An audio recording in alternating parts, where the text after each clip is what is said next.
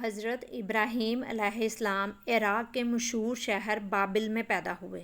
ابراہیم علیہ السلام کے باپ بتوں کو تراش کر لوگوں کو بیچتے تھے اور خود بھی بتوں کی عبادت کرتے تھے۔ ابراہیم علیہ السلام نے اپنے باپ اور اپنی قوم سے فرمایا، تم کس کی عبادت کرتے ہو؟ وہ کہنے لگے، بتوں کی۔ ابراہیم علیہ السلام نے فرمایا، جب تم بتوں کو پکارتے ہو تو کیا وہ سنتے ہیں؟ وہ تمہیں کوئی نفع نقصان پہنچا سکتے ہیں؟ لوگوں نے کہا، یہ ہم کچھ نہیں جانتے، ہم نے تو اپنے باپ داداؤں کو اسی طرح کرتے پایا ہے۔ اللہ نے ابراہیم علیہ السلام کو کم عمر میں ہی ہدایت دے دی تھی، اس لیے ابراہیم علیہ السلام نے کبھی ایک لمحے کے لیے بھی بتوں کی عبادت نہیں کی تھی۔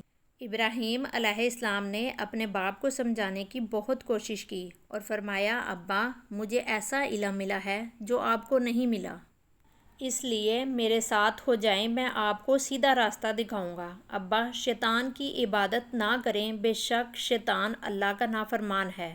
مجھے ڈر لگتا ہے کہ آپ کو اللہ کا عذاب نہ آ پکڑے، آپ شیطان کے ساتھی نہ ہو جائیں۔ ان کے باپ نے جواب دیا، اے ابراہیم، کیا تم میرے معبودوں سے پھرا ہوا ہے؟ اگر تو باز نہ آیا تو میں تجھے سنسار کر دوں گا۔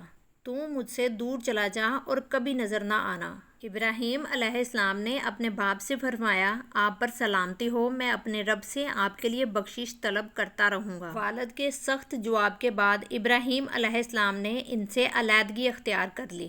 ابراہیم علیہ السلام بت پرستی سے سخت چڑھتے تھے۔ عید کے دن ان کی قوم کے لوگ کھانا پکا کے معبودوں کے سامنے رکھتے تھے اور پھر شہر کے باہر ایک میدان میں جمع ہوتے، وہاں کھیلتے کودتے اور خوشیاں مناتے، شام کو گھروں کی طرف آتے، صبح بتوں کے پاس جو کھانا رکھ گئے تھے اس کو اٹھاتے اور تبرک سمجھ کر کھا جاتے۔ اس دفعہ جب عید کا دن آیا، سب تیار ہو گئے۔ ابراہیم علیہ السلام تیار نہیں ہوئے۔ وہ لوگ جانے سے پہلے ابراہیم علیہ السلام کے پاس آئے اور پوچھا، کیا آپ ہمارے ساتھ نہیں جائیں گے؟ ابراہیم علیہ السلام نے آسمان کی طرف نگاہ کی اور فرمایا، میں بیمار ہوں۔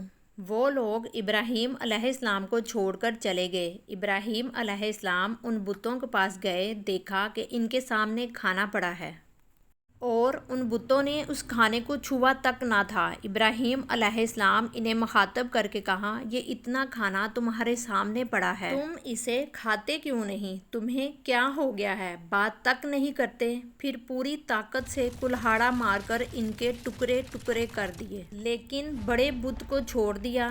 تمام چھوٹے بتوں کو توڑ کر کلہاڑا اس بڑے بت کے کندھے پر رکھ دیا۔ لوگ جب واپس لوٹے تو حیران رہ گئے، یہ کیسے ہو گیا؟ قوم کے لوگوں نے مشورہ کیا کہ سب کو جمع کرو اور ابراہیم کو بلاؤ اور اسے سزا دو۔ سب جمع ہو گئے اور ابراہیم علیہ السلام سے بولا گیا، اے ابراہیم، ہمارے بتوں کے ساتھ یہ حرکت تم نے کی ہے۔ ابراہیم علیہ السلام نے جواب دیا، یہ کام تو اس بڑے بت کا ہے، مجھ سے کیوں پوچھتے ہو؟ تم اپنے معبودوں سے کیوں نہیں پوچھ لیتے کہ ان کے ٹکڑے ٹکڑے کس نے کیے ہیں؟ ابراہیم علیہ السلام کی یہ بات سن کر وہ سب سوچ میں پڑ گئے۔ پھر کہا، اے ابراہیم، کیا تمہیں علم نہیں کہ یہ بول نہیں سکتے؟ اب ابراہیم علیہ السلام نے فرمایا، تم اللہ کے سوا ان کی عبادت کیوں کرتے ہو جو تمہیں کچھ بھی نفع نہ دے سکے اور نہ ہی نقصان پہنچا سکیں؟ تعجب ہے تم پر اور ان پر جن کو تم اللہ کے سوا پکارتے ہو۔ تم ان کی پوجا کرتے ہو جن کو تم خود اپنے ہاتھوں سے تراشتے ہو۔ کیا تم میں بالکل عقل نہیں؟ لیکن سب کچھ سمجھنے کے بعد بھی وہ لوگ کفر پر ڈٹے رہے اور ابراہیم علیہ السلام کو سزا دینے کا فیصلہ کر لیا۔ پھر انہوں نے ایک میدان میں کئی دن تک خوب ساری لکڑیاں جمع کیں اور اس میں آگ لگا دی۔ جب آگ خوب بھڑک اٹھی تو انہوں نے ابراہیم علیہ السلام کو رسیوں سے باندھ کر اس آگ میں ڈال دیا۔ اس وقت ابراہیم علیہ السلام نے یہ دعا پڑھی، حسبنا اللہ و نعم الوکیل، میرے لیے اللہ کافی ہے اور وہی بہترین کارساز ہے۔ اللہ نے آگ سے فرمایا، اے آگ، ابراہیم پر ٹھنڈی ہو جا اور سلامتی والی ہو جا۔ چنانچہ جب ابراہیم علیہ السلام کو آگ میں ڈالا گیا تو وہ ٹھنڈی ہو گئی۔ آگ بھی اللہ کے حکم کے بغیر نہیں جلا سکتی، اس لیے کیونکہ یہ بھی اللہ کی مخلوق ہے اور اس کی قدرت بھی اللہ کے پاس ہے، اس لیے جب آگ کو اللہ کی طرف سے ٹھنڈا ہونے کا حکم ہوا تو وہ ٹھنڈی ہو گئی۔ آگ نے نہ ابراہیم علیہ السلام کے کپڑے جلائے اور نہ جسم کے کسی حصے کو نقصان پہنچایا، صرف وہ رسیاں جلائیں جس سے آپ کو باندھا گیا تھا۔ لوگ آگ کے آس پاس ابراہیم علیہ السلام کو جلتا ہوا دیکھنے کے لیے کھڑے تھے، لیکن وہ یہ دیکھ کر حیران رہ گئے ابراہیم علیہ السلام بڑے ناز سے آگ کے درمیان بیٹھے ہیں۔ لوگ اس معجزے کو دیکھ کر حیرت زدہ رہ گئے۔ پھر ابراہیم علیہ السلام آگ سے نکلے۔ اتنا بڑا معجزہ دیکھنے کے بعد بھی لوط علیہ السلام کے سوا کوئی ایمان نہیں لایا۔ پورے بابل شہر کے لوگ کفر پر ہی ڈٹے رہے۔ ابراہیم علیہ السلام ان کا یہ رویہ دیکھ کر نا امید ہو گئے کہ اس سے بڑھ کر یہ کون سا معجزہ دیکھنا چاہتے ہیں۔ اس وقت بابل پر نمرود نامی بادشاہ کی حکومت تھی۔ جب اس کے پاس اس معجزے کی خبر پہنچی تو اس نے اپنے دربار میں ابراہیم علیہ السلام کو پیش کرنے کا حکم دیا۔ اس نے ابراہیم علیہ السلام سے ان کے رب کے بارے میں پوچھا۔ ابراہیم علیہ السلام نے جواب دیا، میرا رب وہ ہے جو زندہ کرتا ہے اور مارتا ہے۔ جواب میں اس نے کہا، میں بھی زندہ کرتا ہوں اور مارتا ہوں۔ اس نے حکم دیا کہ جیل سے 2 آدمیوں کو لے آؤ۔ پھر اس نے ایک کو قتل کرنے کا حکم دیا اور دوسرے کو معاف کر دیا اور کہنے لگا کہ دیکھ لو، میرے حکم سے لوگ مرتے ہیں اور میرے حکم سے انہیں زندگی ملتی ہے۔ اس پر ابراہیم علیہ السلام نے کہا، بے شک اللہ سورج کو مشرق سے لاتا ہے، تو اس کو مغرب سے لے آ۔ اس پر نمرود کے پاس کوئی جواب نہ تھا۔ پھر اس نے ابراہیم علیہ السلام کو شہر سے نکل جانے کا حکم دیا۔ ابراہیم علیہ السلام عراق کو چھوڑ کر شام کی طرف چل دیے۔ یہاں پر انہوں نے اپنے چچا کی بیٹی سارہ علیہ السلام سے شادی کی اور یہیں رہنے لگے۔ اس شہر میں لوگ بتوں کی پوجا نہیں کرتے تھے بلکہ ستاروں کو پوجتے تھے۔ یہ لوگ رات کو عبادت کرتے تھے کیونکہ ستارے رات کو دکھتے ہیں۔ ایک رات ابراہیم علیہ السلام ان لوگوں کے ساتھ نکلے اور ایک چمکتے ہوئے تارے کو دیکھ کر مذاق میں بولے کہ یہ میرا رب ہے۔ پھر جب وہ تارا چھپ گیا تو بولے کہ یہ میرا رب کیسے ہو سکتا ہے جو چھپ جائے۔ اگلی رات انہوں نے چاند کو دیکھ کر بولا، یہ میرا رب ہے۔ پھر جب دن ہوا، چاند چھپ گیا تو بولے، یہ رب کیسے ہو سکتا ہے؟ اگر دن کے وقت کسی کو اپنے رب کی حاجت ہوگی تو وہ کیا کرے گا؟ ان باتوں سے ابراہیم علیہ السلام ان لوگوں کو غور و فکر کی دعوت دے رہے تھے۔ پھر جب دن ہوا اور سورج نکلا تو کہنے لگے، یہ میرا رب ہے، یہ تو سب سے بڑا ہے۔ لیکن جب وہ بھی غروب ہو گیا تو کہنے لگے، یہ بھی رب کہلانے کے لائق نہیں، یہ سب تو مخلوق ہیں اور ان کا خالق کوئی اور ہے۔ میں تو اس کی عبادت کرتا ہوں جس نے آسمان اور زمین کو پیدا کیا۔ ان لوگوں نے پھر بھی کفر ہی کیا اور کوئی بھی ایمان نہیں لایا۔ چنانچہ ابراہیم علیہ السلام نے پھر ہجرت کرنے کا فیصلہ کیا اور مصر جا پہنچے۔ مصر کے بادشاہ کو خبر ملی کہ ایک شخص ہجرت کر کے آیا ہے اور اس کے ساتھ ایک عورت ہے جو بہت حسین و جمیل ہے۔ اس بادشاہ نے اپنے لوگوں کو بھیجا کہ اس عورت کو میرے پاس لے آؤ اور پتہ کرنا کہ اس کے ساتھ جو آدمی ہے وہ کون ہے۔ اگر وہ اس کا شوہر ہو تو اس کو قتل کر دینا۔ ادھر بادشاہ نے اپنے لوگوں کو بھیجا، ادھر اللہ نے ابراہیم علیہ السلام کو وحی بھیج دی۔ ابراہیم علیہ السلام نے سارہ علیہ السلام سے کہا، اگر وہ تم سے میرے بارے میں پوچھیں تو کہہ دینا تم میری بہن ہو۔ انہوں نے سمجھایا کہ اس روئے زمین پہ میرے اور تمہارے سوا کوئی ایمان والا نہیں، اس لحاظ سے تم میری دینی بہن ہو۔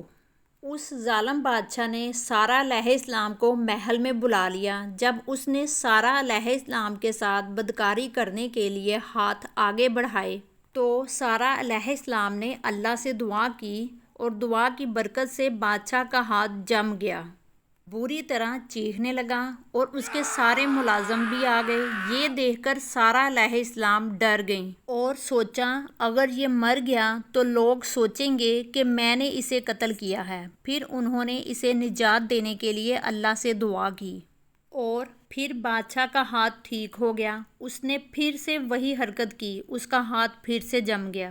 ایسا 3 مرتبہ ہوا اور آخری بار اس نے سارہ علیہ السلام سے وعدہ کیا کہ اب کی بار تو مجھے اس مصیبت سے نجات دلائے گی۔ تو میں تجھے چھوڑ دوں گا۔ پھر سارہ علیہ السلام نے اللہ سے دعا کی تو وہ ٹھیک ہو گیا۔ اس نے سارہ علیہ السلام کو عزت سے رہا کر دیا اور ان کی خدمت کے لیے اپنی بیٹی ہاجرہ کو ان کے ساتھ کر دیا۔ سارہ علیہ السلام جب واپس آئیں تو حضرت ابراہیم علیہ السلام نے فرمایا کہ اب ہم یہاں نہیں رہیں گے، ہم واپس جائیں گے۔ پھر وہ لوگ واپس فلسطین چلے گئے۔ ابراہیم علیہ السلام کی عمر 86 سال ہو گئی پر ان کی کوئی اولاد نہ تھی۔ سارہ علیہ السلام نے سوچا میں بانجھ ہوں اور ابراہیم علیہ السلام کو اولاد کی تمنا ہے، کیوں نہ میں ہاجرہ علیہ السلام کا نکاح ابراہیم علیہ السلام سے کروا دوں۔ پھر ابراہیم علیہ السلام کا نکاح حضرت ہاجرہ علیہ السلام سے ہو گیا۔ اللہ نے ابراہیم علیہ السلام کی اولاد کی دعا قبول کی اور بیٹا اسماعیل نوازا۔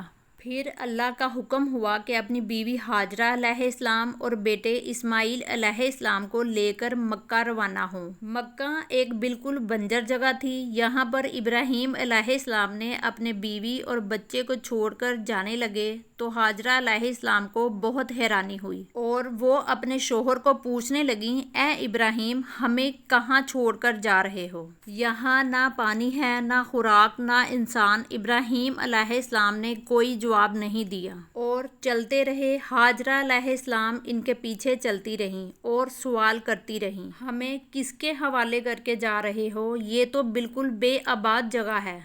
ابراہیم علیہ السلام نے پھر بھی کوئی جواب نہ دیا۔ آخر ہاجرہ علیہ السلام نے پوچھا، کیا آپ کو اللہ نے اس کام کا حکم دیا ہے؟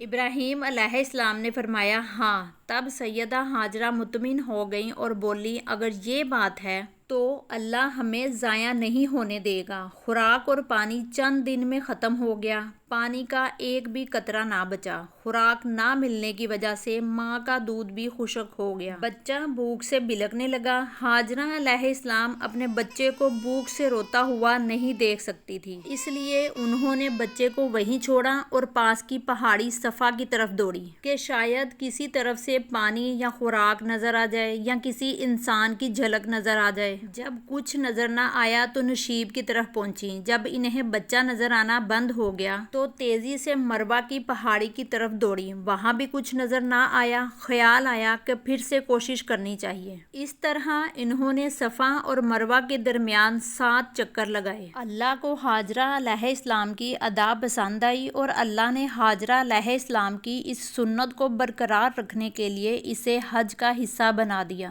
یہی وجہ ہے کہ مسلمان حج اور عمرہ کے وقت صفا اور مروہ کے درمیان سعی کرتے ہیں۔ جب وہ آخری مرتبہ مروہ پر پہنچی تب انہیں ایک آواز سنائی دی جو اسماعیل علیہ السلام کے قریب سے آ رہی تھی۔ وہ جلدی سے بچے کے پاس پہنچی تو دیکھا کہ اسماعیل علیہ السلام کے قدموں کے نیچے سے پانی پھوٹ رہا ہے۔ اللہ نے جبرائیل علیہ السلام کو ہاجرہ علیہ السلام کی مدد کے لیے بھیجا تھا۔ انہوں نے زمزم والی جگہ پر اپنا پر مارا تو اسماعیل علیہ السلام کے قدموں کے پاس سے زمزم کا عظیم چشمہ جاری ہو گیا۔ اللہ نے اپنے ان بندوں کے لیے زمین پھاڑ کر ایک چشمہ نکال دیا۔ یہی آب زمزم کا آغاز تھا۔ ہاجرہ علیہ السلام حیرانی اور خوشی سے پانی کو دیکھ رہی تھی۔ جب انہوں نے دیکھا کہ پانی چاروں طرف بہہ رہا ہے تو انہوں نے زمین کو کھودنا شروع کر دیا تاکہ پانی ادھر ادھر نہ بہہ جائے۔ پھر انہوں نے اس گڑھے کے چاروں طرف ادھر ادھر پتھر رکھ دیے اور بولی، زم زم یعنی رک جا۔ نبی صلی اللہ علیہ وآلہ وسلم کا فرمان ہے، اللہ اسماعیل علیہ السلام کی والدہ پر رحم فرمائے، اگر وہ جلد بازی سے کام نہ لیتی تو زمزم ایک بہنے والا چشمہ ہوتا۔ ہاجرہ علیہ السلام نے اسماعیل علیہ السلام کو پانی پلایا اور خود بھی پیا، بس یہی زمزم ان کے کھانے اور پینے کے کام آتا تھا۔ کچھ ہی دنوں میں ہجرت کرنے والا ایک قبیلہ پانی کی تلاش میں وہاں پہنچا۔ انہوں نے ہاجرہ علیہ السلام سے وہاں پڑاؤ ڈالنے کی اجازت مانگی۔ ہاجرہ علیہ السلام نے فرمایا، ٹھیک ہے، لیکن آپ کو اجرت ادا کرنی ہوگی۔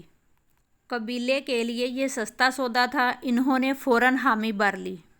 اس طرح وہاں رہائش شروع ہو گئی۔ اسماعیل علیہ السلام وہاں پرورش پاتے رہے۔ قبیلے کی مکے میں رہائش ابراہیم علیہ السلام کی دعا کا نتیجہ تھی۔ جب ابراہیم علیہ السلام نے اپنی بیوی بچے کو بنجر جگہ پر چھوڑا تھا تو یہ دعا مانگی تھی، اے ہمارے پروردگار، میں نے اپنی کچھ اولاد اس بے آباد جنگل میں تیرے گھر کے پاس بسائی ہے، اس لیے کہ وہ نماز قائم کریں۔ بس تو کچھ لوگوں کے دلوں کو ان کی طرف مائل کر دے اور انہیں پھلوں کی روزی عطا فرما تاکہ یہ تیری شکر گزاری کریں۔